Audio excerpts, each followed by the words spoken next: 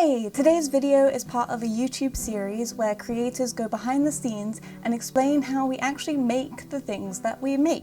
It's called YouTube Girls and it's part of an awesome movement called FemTube. All links will be in the description and I'll also be linking to the playlist of everyone's videos so that you can check those out as well. So, how do I make my videos? Well, the truth is it takes a lot of time and a lot of different skills. I've broken my production process down into 4 stages and I'm going to take you through each of those. And yes, we will be getting into the nitty-gritty details. So, are you ready? Have you got your notepad out? 1.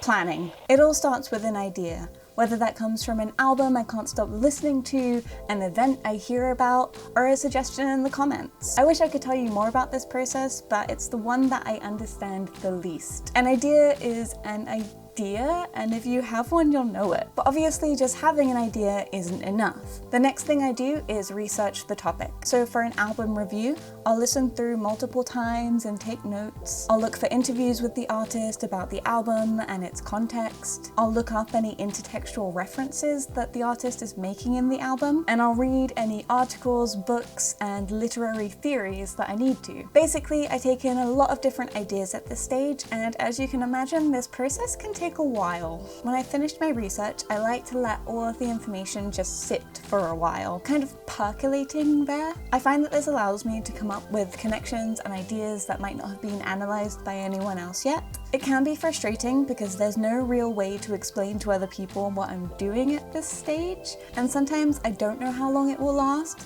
I have to say it is so satisfying when I come up with a theory or connection and feel like I've cracked the code of an album. Because my ideas at this stage are still in quite discrete pieces, I like to draw spidergrams. So I'll draw a new leg for each idea and see what connects. I find writing all my ideas out on a page helps me to organize them, and as I do this, I get a feel for the structure of the video. This is actually how I used to plan essays when I was at school and university. The only difference is now I get to write about whatever I want. From that spidergram, I'll make a loose bullet point outline, double checking at this point that the structure actually works. So I'm not talking about the same idea at 5 different points in the video. Then I use that outline to type up a script. My actual writing process isn't something that I feel I can explain, just because it's always come naturally to me. That's not to say I find it easy, sometimes it feels impossible. However, I don't think that is something that can be taught, and I don't think that good writing can be ascribed to any of these systems or theories of like how to write. You just do it because you need to. My actual writing process is something that I feel I can explain just because it always comes naturally to me.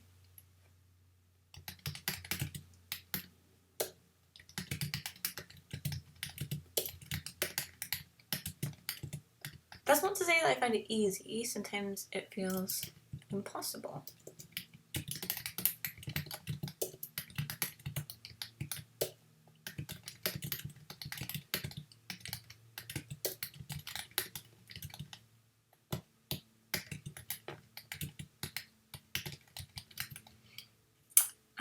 However, I don't think that it's something that can be taught, and I don't think that good writing can be ascribed to any of these systems and tricks that people have invented on how to write. That's not to say I find it easy. You just do it because you need to. You just do it because you need to. You just do it because you need to.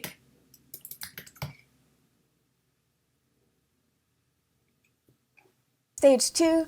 Shooting. Once the script is finished, I'm ready to shoot. I should mention, I don't always script my videos, especially for hauls, so in some cases this stage happens a lot earlier. I like to create a certain aesthetic in my videos, so I do spend quite a bit of time in the art department area. In my case, set, wardrobe, hair and makeup. I usually film in my bedroom, but it is nowhere near as neat and ordered as it appears in my videos. I'll maybe light a candle, arrange a stack of relevant books, and oh yeah, sweep all of the random rubbish that just accumulates in my room, just casually out of frame. You don't need to see that, trust me. You really do not want to see that. I also plan my outfits. I try to match outfits to albums. I tend to go for darker colours, but also just things that I think are cool. Like this t-shirt, just like sums me up, so. My makeup takes a while, maybe an hour. I like to take my time, practice what I'm going to say, and just generally try to get in more of a performing mood. I find the process of putting on makeup a transformative process, where it's like I'm putting on a character. In the everyday, I'll wear quite natural makeup, but when I'm filming, I need a look that's going to translate on screen, under lights. So I do cream contouring, I do a dark winged eyeliner, and a bold lip colour. This is so that my features will project on camera.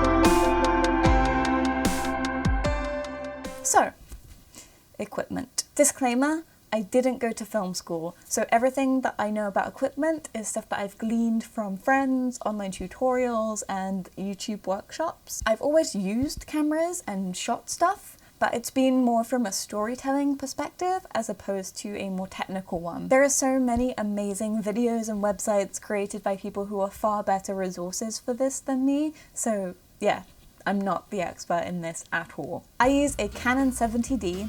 It's a DSLR with a flip out screen, and you can also put an external mic in. It records onto an SD card, and you can also change the lens. I set that up on my old, slightly broken, slightly too short tripod. I have two softbox lights. I got them far too cheaply online. I'm not 100% happy with them because I feel like I can never really get far enough away from them not to either completely wash me out or not light me at all. I just can't find that perfect balance. I hear a lot of people recommending sitting in front of windows. I don't know where you live, but I live in England and we don't have that thing called sunshine here, just clouds and rain. I need my lights. For sound, I use a lapel mic from Audio-Technica, the same guys who make my turntable. I think it was £20 on Amazon. I clip the mic onto my clothes, plug it in, turn it on, and it records straight into the camera, so I don't have to worry about syncing up the audio later on. DSLR in-camera mics are notoriously annoying, so I've always used an external mic. I'm planning on getting a zoom soon as well. With my set ready, it's time to shoot. I generally rehearse my videos quite a bit before shooting and make sure that I know exactly what I want to say. I do this partly because it's easier to edit, but also because I'm quite self-conscious about my voice and my cadence. I always want what I say to make sense and also to sound good. I do as many retakes as I need to, and generally shoot sentence by sentence. I also make sure that I get some thumbnail poses right at the end. Once I finish recording the script, the shoot's still not over. I reset the camera and get any close-ups or extra shots that I need. For example, close-ups of a record for a haul video. This is always a nice way for me to chill out and relax after being on camera, but still feel like I'm doing something. Finally, I take the SD card and transfer my footage to a hard drive. I name all of my hard drives after Game of Thrones houses, so at the moment I'm working on Lannister. 3. Editing. I use Adobe Premiere Pro. I have a monthly Creative Cloud subscription as I also use Photoshop and After Effects. shots. I also have Final Cut 10, but I much prefer the freedom of editing on Premiere Pro. So first of all, I create a new project on Premiere Pro. Then I import all of the files I need, including any B-roll or extra footage. Next, I log my footage, going through each clip for the bits that I want to use and making a subclip out of any takes that I want to use. I also name my files, especially the B-roll, so that when I'm covering sections later on, I can easily find exactly what I want. Then I start building my timeline. Sometimes this is very straightforward, sometimes it is horrific. Again, hauls are so easy for me, it's just bing bang bosh, all on there. But a review can require rescripting in the edit, sudden random revelations, or just general fuckery. Once I have my basic structure, I'll go through and neaten up. I get rid of ums, ahs, long pauses, boring sections that don't actually make sense. Even with portions of the script that originally sounded great, sometimes when I'm editing, I'll realize that I don't actually need them, or like them, or I'll realize I can get that point across in a different, more interesting way. When I'm finally happy with that, I'll add B-roll and any extra footage or reference clips. Then I'll do a visual pass of the video where I'm looking for anything that looks a bit weird. If I have time, I might attempt some color correction, but I'm a total novice at that. Then comes the audio. I fix weird jumps, clicks, hums, and add a bit of music, sometimes even just ambient sounds.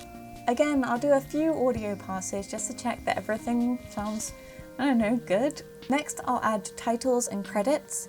Pretty straightforward, but in practice a bit fiddly. I'll do a final watch through to check anything that I've missed. I try to be as critical and picky as I can at this stage. Then I'll usually make an end card in Photoshop and import that into the project. So in case it wasn't obvious, editing can take a really long time for me too. I'm very picky, and there usually is at least one crisis moment where I just want to throw the whole thing out. Okay, yes, I'm at that stage right now. I am building my timeline and my neighbors have decided to have a terrible late noughties themed music party. All I can hear is like Maya He and Black Eyed Peas and just had to have a quick moan in this informative video. But yeah, I'm at that stage. I'm very annoyed right now, but I'm gonna push through and finish. Okay, cool, bye. I've just had to train myself to finish the damn thing. So when all that's done, I export the file as an MP4. 4. Social media. Next, for the easy bit, I click upload on YouTube. I've started scheduling my videos so that I know exactly when they're going to go live. While I wait for the video to upload, I'll make the thumbnail in Photoshop. So I'll scrub through that thumbnail video I shot and find something that works. I also write the description, add tags, and draft any social media posts at this point. When the video goes live, I'll tweet and sometimes cut a teaser video to upload to the Record Reviews Facebook page. I try to make that teaser as visual as possible because I know that a lot of people don't have the sound turned on when a video auto plays on Facebook. Also, since I've started using Snapchat, I try to keep people updated during the whole production process and what I'm working on through that, so I'll usually upload a little video or photo to my story as well when the video is going live. And then, with the video uploaded, finished, I'm all done, and all I have to do is play the waiting game. So that's how I make my videos. It seems like a lot to do, I think, and I don't mean for this to seem daunting. I think it would be dishonest if I were to sit here and say, oh, I just think of a random idea and then I talk to a camera for a bit and then I just quickly edit it and then it's done. No, it's a difficult process and it's not always fun. I think it's important to be mentally prepared for all the stages that go into making a video. There's a rule about comedy films that I think applies here, that the more fun the cast and crew have making the film, the less likely it is to actually be funny. I hope I went into enough detail here as well. If you have any questions, either about making videos or my channel in general, please do leave a comment or you can also tweet me. I'm going to make a follow-up Q&A video because I think that that's the best way to make this a true dialogue. If you'd like to see other people's production processes, then be sure to check out the YouTube Girls tag. And if you'd like to show yours, then I would love to see your videos. Please do make them. And if you found this video via the tag, hi! I'd love it if you subscribed. I make videos about vinyl records, pop culture, and sometimes weird little short film things. Thank you so much for watching, and hopefully I'll see you in my next video. Bye! Creative crowd. Next, I log my Sorry about this. Hair is very, very messy. Sorry about this. Pardon, pardon. So that's how I make my video.